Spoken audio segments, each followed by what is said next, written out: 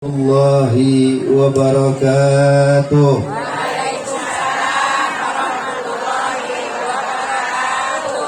Alhamdulillah. Alhamdulillahilladzi hadana li hadza wa ma kunna linahtadiya laula an hadana Allah. Allahumma salli wa sallim wa barik wa karrim ala sayyidina Muhammad miftahi babi rahmatillah adada ma fi ilmillah salatan wa salaman daimaini bidawami mulkillah wa ala alihi wa sahbihi wa mawalah amma ba'd. Yang sama-sama kita hormati para alim ulama, para asatidz, tokoh masyarakat dan juga para ustadzat yang mohon maaf namanya tidak bisa saya sebutkan satu persatu, namun insya Allah tidak mengurangi rasa hormat dan ta'zim saya kepada beliau semuanya. Hadirin hadirat yang dimuliakan Allah Subhanahu wa taala, khususnya keluarga besar almarhum Bapak Haji Sulaiman bin Haji Basri dan Hajara Salah binti Haji Idris yang insya Allah selalu mendapatkan perlindungan dan ridha dari Allah Subhanahu wa taala. Dan kita juga yang hadir saat ini insya Allah Bapak Ibu sekalian tidak bangun melainkan dosa kita diampuni oleh Allah, hajat-hajat kita dikabulkan oleh Allah, segala urusan kita diberi kemudahan oleh Allah, yang sakit diberi kesembuhan oleh Allah, yang insya Allah kita semua dipanjangkan usia dalam keadaan sehat wal afiyah dan meninggal pun dalam keadaan husnul khatimah. Hadirin hadirat yang dimuliakan Allah, kalau bicara tentang masalah haul, kita memperingati setahun daripada wafatnya orang tua kita, yang mana ini adalah adat kebiasaan yang baik yang dilakukan setiap tahunnya berulang, maka dinamakan haul. Haul ini adalah hitungan satu tahun.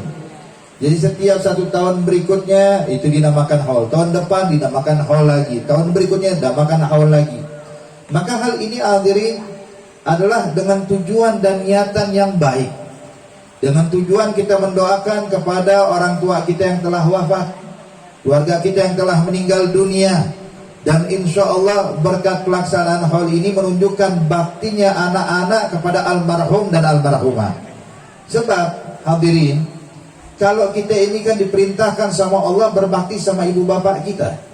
Allah nyatakan dalam Al-Quran, wa qadara rabbuka alla ta'budu illa iyyah wa bil walidaini ihsan imma yablughanna 'indakal kibara ahaduhuma aw kilahuma fala taqul lahumā uffin wa la tanharhumā ila akhiril ayah. Di sini Allah nyatakan, Bapak Ibu sekalian, sesungguhnya telah diwajibkan oleh Allah kepada kalian semua alla ta'budu illa iyyah, agar kalian tidak menyembah menghambakan diri melainkan hanya pada Allah. Kemudian lihat apa kata Allah selanjutnya, wabil walidaini ihsan, dan berbakti pada ibu bapak. Hadirin, sedikit saya ingin mengutip ayat ini. Allah Subhanahu wa taala ketika memerintahkan kita untuk berbakti pada ibu bapak, Allah tidak menggunakan kalimat fi'il di dalam ayat ini. Kita tahu dalam bahasa Arab, yang namanya bahasa Arab ini itu terbagi menjadi 3 kalimatnya. Ada isim, ada fi'il, ada harf atau huruf.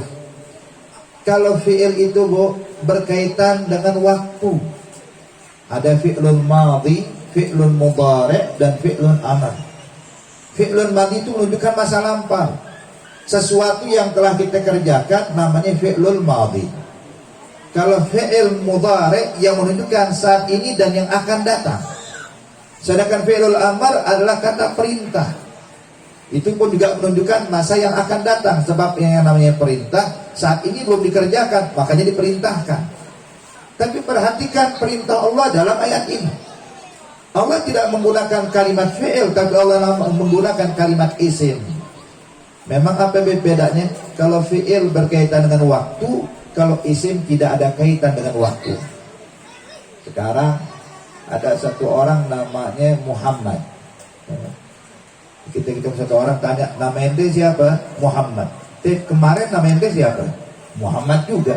Besok nama ente siapa? Tetap Muhammad. Artinya gak ada kaitan waktu. Bahkan setelah dia meninggal pun namanya kagak berubah, tetap Muhammad. Maka yang namanya isim itu gak ada kaitan dengan waktu. Nah ketika Allah perintahkan kita bakti sama orang tua, lihat penggunaan kalimat yang digunakan Allah, Bapak Ibu sekalian. Allah tidak menggunakan kalimat fi'il, tapi Allah menggunakan kalimat isim. Wabil walidaini ihsanan.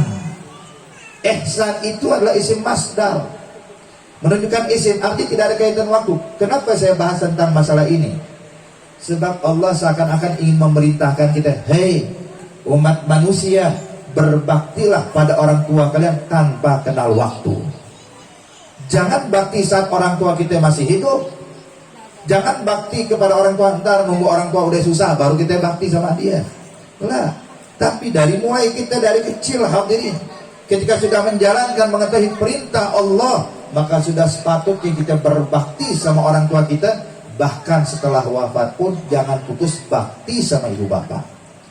Nah di antara bakti kepada orang tua setelah orang tua kita meninggal, ini kayak acara kayak begini Bu. Kan coba bayangin, ini kita semua juga bakal meninggal dunia. Coba pikirin, kalau saya meninggal dunia nanti anak-anak saya bikin gak acara kayak begini? Bukan buat rame-ramean doang hal ini. Bukan cuma buat pamer-pamer doang. Enggak, kita berharap doa dari anak-anak kita. Berharap doa dari orang sekitar kita. Maka sekarang coba almarhum dan almarhumah yang saat ini kita haulkan, yang mendoakan mereka berdua bukan cuma anak-anaknya, kita semua ikut mendoakan. Mungkin ada di antara kita ini gak kenal sama almarhum dan almarhumah, atau tidak dekat hadirin, tapi subhanallah berkat acara haul kita pun ikut mendoakan almarhum juga almarhumah. Maka ini bentuk baktinya anak pada orang tua. Coba kalau seandainya orang tua Bu dapat doa dari anak ini kan udah bahagia banget ya.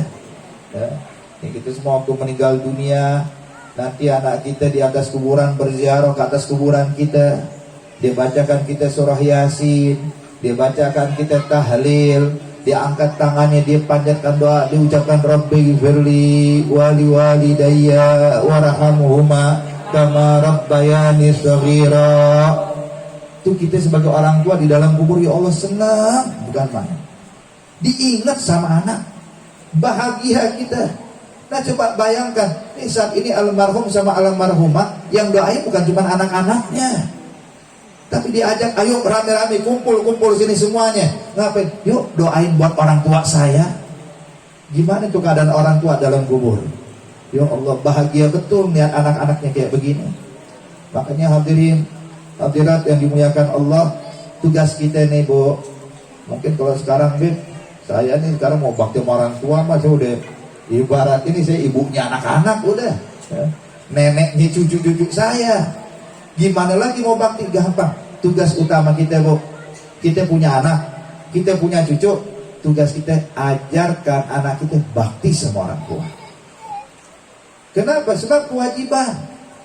Sebagaimana sholat 5 waktu wajib, bakti sama orang tua juga wajib. Bahkan subhanallah, perhatikan ayat ini hadirin. Perintah mengabdikan diri kepada Allah dengan perintah berbakti sama orang tua itu bersandingan. Allah nggak perintahkan, ayo jangan menyembah Allah, jangan menyembah kecuali kepada Allah, dan janganlah kalian tinggalkan sholat. Enggak hadirin. Tapi lihat nih derajat bakti sama orang tua, disandingkan dengan perintah mengabdikan diri pada Allah. Berarti bakti sama orang tua nggak main-main Bu. Nanti tugas kita nih, kita semuanya memegang amanah. Anak-anak kita juga yang semua yang hadir saat ini punya anak, didik anak kita biar bisa bakti sama kita. Bahkan Nabi menyatakan di dalam hadis kata Rasulullah, rahimallahu imra'an a'ana waladahu libirri. Semoga Allah merahmati orang tua yang membantu anaknya biar bisa bakti sama dia. Artinya hadirin, kita mengajarkan anak kita bakti sama kita bukan gara-gara kita minta dihormati.